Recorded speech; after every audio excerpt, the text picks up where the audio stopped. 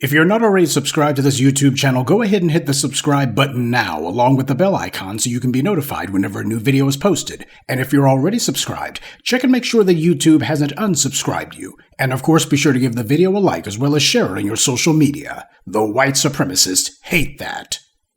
And now, the Sunday address. I'm going to discuss something tonight that I normally don't talk about, and it's in the realm of religion. One of the subjects that black folks tend not to handle too well. I don't mind spirituality, but religion is different. In this case, we're going to be discussing both a book and its author, who happen to have a history of being hostile toward issues of justice. By now, I'm sure because of the algorithm, you've probably heard about a so-called book called The Sin of Empathy. It was written by a guy named Joe Rigney, and what inspired him to write this book? Well, it goes back a few years, because as the Black Lives Matter movement grew, Joe Rigney began using the phrase the sin of empathy as early as 2019. Rigney had already begun his own Ed Blum-like jihad against Black Lives Matter, but his constant inveighing against empathy and his book were clearly done as a rebuttal to the national outrage of the murder of George Floyd. You see, Joe Rigney was a so-called professor of systematic theology, whatever that is, at a place called Bethlehem Seminary in Minneapolis. Yes, the same Minneapolis where Dante Wright, Philandro Castile, and George Floyd were murdered. In fact, Bethlehem Seminary is only a few blocks from where George Floyd was murdered. So for Rigney, when he saw the nationwide outrage and uprisings of 2020, he took it personally. Occasionally, just to cover their rumps, these clowns will try to claim that they supported things like Black Lives Matter, even if only in the abstract. You know, just like Toni Lauren did when she went on Trevor Noah's show. Oh, I supported Black Lives Matter originally, but I just couldn't keep doing it. And yet there's never any evidence of this alleged support. But their attacks on anything even remotely associated with BLM, or punishing the police, or calling out anti-black racism, it's always very well documented. You can find tons of instances and evidence of that. So what these people are doing is just trying to manufacture a rhetorical shield for themselves to hide behind and ward off any accusations of being blatantly, openly racist. Now, it's also important to note that this Rigney character came out of religious circles. That's where this man came from. And yet his dogma is nothing more than a clumsy front for the same old Christian identity gibberish. And Rigney has had no shortage of preachers and religious types who have been only too eager to support him and signal boost his ideology. They share his exact same putrid mindset. There's a reason why Sunday is the most segregated day of the week in America, no matter where you are, in the South, the North, the East, or the West. That's why these white supremacists resent foundational black Americans so much, especially when it comes to religion, because for hundreds of years they had freely been able to pervert the word of God into being nothing more than a validation and a justification for their own white supremacy. Hundreds of years they have been allowed to indulge the idea that God is a white man. That is, until we took the moral high ground, did it in front of the world, and showed that these white supremacists have more in common with the other guy than with God.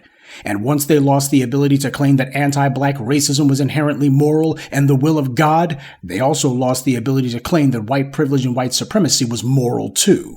That's the thing to understand, family. These preachers and pastors that you see, these guys are some of the most mouth-frothing anti-black racists imaginable. Now, to a moral person, or at least someone who believes in basic logic, you would have to ask, how is it that the exact same kind of people who can claim that they are holding up the word of God at the same time can fly in the face of it? Well, when you've had hundreds of years of believing that you are God, you don't see any contradiction there. Back in the 1980s, I remember the televangelists, particularly the southern ones like Oral Roberts and Jimmy Swaggart, who would constantly refer to the Pauline doctrine. That means the Gospels that were written by St. Paul. Scholars and ecumenical experts differ on whether St. Paul was a soldier or not. There's no official record saying that he actually was, yet evangelicals and other devout types strongly insist that St. Paul was a soldier, and it was his military service that allowed him to be granted Roman citizenship even though he was a Jew. Now, regardless of whether he was actually a soldier or the first century version of a Call of Duty commando, he routinely wrote in terms suited for warrior doctrine. He constantly was saying to fight, and and evangelicals are always saying to put on the whole armor of God. That's a reference to the book of Ephesians, where Paul used the gear and the armament of a Roman soldier as analogies for the principles of Christianity. Again, if he wasn't a Roman soldier, he sure seemed hugely enamored with them, even though Rome was a pagan empire at that time and persecuting Christians like Paul. But that kind of warrior theology has always appealed to the white right. In the 19th century, you had a song called "Onward Christian Soldiers, Marching as If to War." And all this time I thought Jesus was the Prince of Peace. Makes you wonder what God these guys are worshiping, doesn't it? Anyway, back to this so-called pastor and theologian Joe Rigney. He wrote a book attacking empathy as being a sin. Never mind that the Bible itself is full and overflowing with telling Christians to identify with and put themselves in the shoes of other people, even heathens, even those who sin against you. But the main reason that phrase has been going through the algorithm the last month or so is because everybody's favorite apartheid reject, Elon Musk, did an interview with Joe Rogan, and he openly referenced how empathy is a sin. So that we've got civilizational suicidal empathy going on. And it's like, I believe in empathy. Like, I think you should care about other people, but you need to have empathy for civilization as a whole and not commit to a civilizational suicide. There's the fundamental weakness of Western civilization is empathy. The empathy exploit. They're exploiting a bug in Western civilization, which is the empathy response. So, and I think, empathy is good, but you need to think it through and not just be programmed like a robot. Right. Understand when empathy has been actually used as a tool. Yes. It's weaponized empathy is the issue. Yeah. Weaponized empathy. And yeah. Now, of course, when the world's richest racist goes on the most famous racist in podcasting show, people are going to notice it. And when he name drops something, people will look into it, especially when this guy happens to own the world's largest social media platform. It's totally predictable. White power wants to pick who the winners are, and promoting certain ideas or people while suppressing others is how they do it. White power has always perverted religion as a sanctification of its desire for power. Before white supremacy tried to claim that it was a scientific fact that black people were just intellectually inferior to whites, white power had spent centuries claiming that slavery and black forced servitude was the will of God. They used a religious basis for it, and they always were invoking the Bible to justify it. Even the slave ships, slave ports, and slave markets bore religious names. And when they talk about things like compassion and decency, they're only talking about themselves. But as we've seen through thousands of years of war across Europe and 2 world wars that the Europeans started, they are in no position to talk about empathy. They could stand to learn some. When I see these clowns running around using phrases like weaponized empathy, that's hilarious to me. The way that Elon Musk and others talk about that, it sounds like when people like W were trying to rebrand their right-wing belligerents as being compassionate conservatism, as opposed to the savage, openly racist, and totally destructive conservatism that W's father and his co-conspirator Reagan were doing back in the day. Right-wingers are always saying that everyone needs to fend solely for themselves, and social Darwinism should be the order of the day, and savage capitalism and survival of the fittest. But when the economic crash of 2008 happened, those very same rich white people were demanding the government bail them out, saying that they were too big to fail, which is the corporate equivalent of saying, "I'm too young to die." All of a sudden, it was no longer every man for himself. They wanted people to feel how much they were in trouble. It was no longer let the market decide who lives and who dies, and we can't let the weak set the pace for the strong. Now that their own weakness and inferiority had once again caught up to them, they were calling on some kind of social conscience to bail them out.